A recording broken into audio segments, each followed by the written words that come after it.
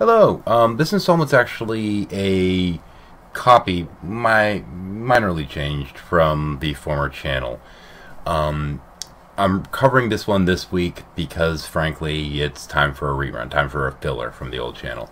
I've got a major project in the works, so we're gonna just throw this up for now. And ironically enough, it's Kopimism that we're going to be covering this week on Cult Week. Hope you enjoy.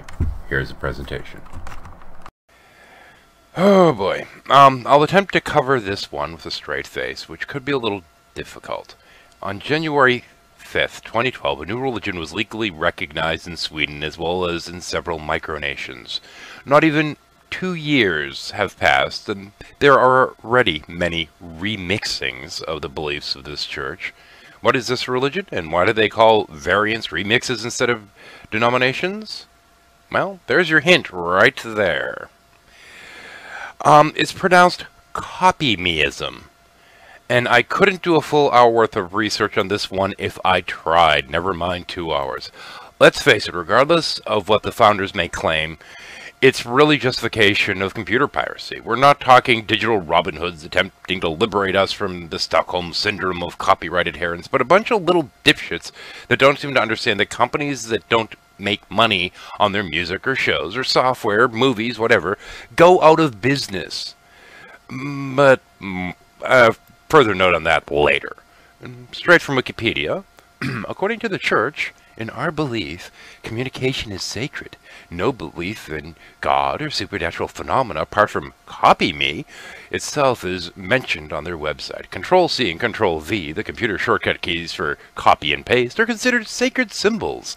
Some groups believe that Kopimi is considered to be a god, and others believe it to be a sacred symbol and spirit residing within every living being. It all goes to show that you can base a religion on any notion you'd like. It's really hard to take this at all seriously. Claims of legitimacy weren't helped much by the first wedding conducted by the missionary church of Kopimism, which was held on April 28th, 2012. It was conducted by a man wearing a Guy Fawkes mask. Yeah. Their philosophy opposes the monopolization of knowledge in all its forms. You know, like copyright. They believe information should be freely distributed and unrestricted, you know, like illegal file sharing. It promotes a spiritual emphasis on copying as an ideal, you know, kind of like cheating on tests or the endless Hollywood remakes of classic TV shows. Kopimism shares values with the Chinese aesthetic traditions. Okay, enough of this shit.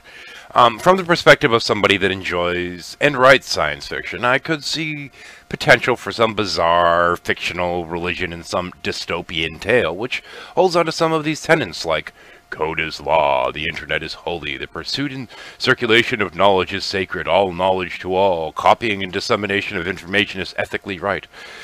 But in stories like that, the adherents are either some fanatical underground sect that assists the hero or part of the backdrop of a world in which there is no right to privacy or ownership or even to the thoughts in your own head. I mean, it's a shame they don't have any core tenets about paying for worthy content. Otherwise, I could give them more leeway and maybe even a little bit of a thumbs up. Something like that could actually encourage Hollywood to stop pumping out garbage, but there is nothing like that within this. It's just your shit should be free, and we should be able to do what we want with it. Copying and remixing are seen as a sign of respect. Yeah, bullshit. Copying is sacred because it expands and enhances the existing wealth of information. Yeah, maybe it's time for me to do my rant on why I hate fan fiction. Well, that pretty much wraps it up for Kopimism. And for Cult Night this week, there will be, of course, no hangout tonight, seeing as this is a filler episode to begin with. However, next week is going to be a little bit different. I don't know if I'm going to be able to do a proper weekend wrap-up this week. I'll try to get to it if I have the opportunity. But as I said, I've got a major project going. There's also not actually going to be a Power of Woo coming out on Tuesday. Instead, we're going to have something a little bit different. This is going to be basically my end-of-month video on the topic. And that particular video, which is going to be coming out on the 23rd, is going to be titled Shaman, Skeptic, Sage. And I will be discussing the chakras, I'll be discussing the Kundalini, and I'll be discussing the vagus nerve. We're going to try and get to the bottom of some of these beliefs, where they came from, where they're right, and where they're wrong. And hopefully, some of the folks from the Spirit Science channel and some other locations may actually learn a thing or two about it, because frankly, once we understand the science behind something, once we understand what works in a thing, you should throw away all the dogmas, you should throw away the superstitions. And on Tuesday of next week, I'll be putting up the video, and hopefully we can learn something together. Have yourselves a great night.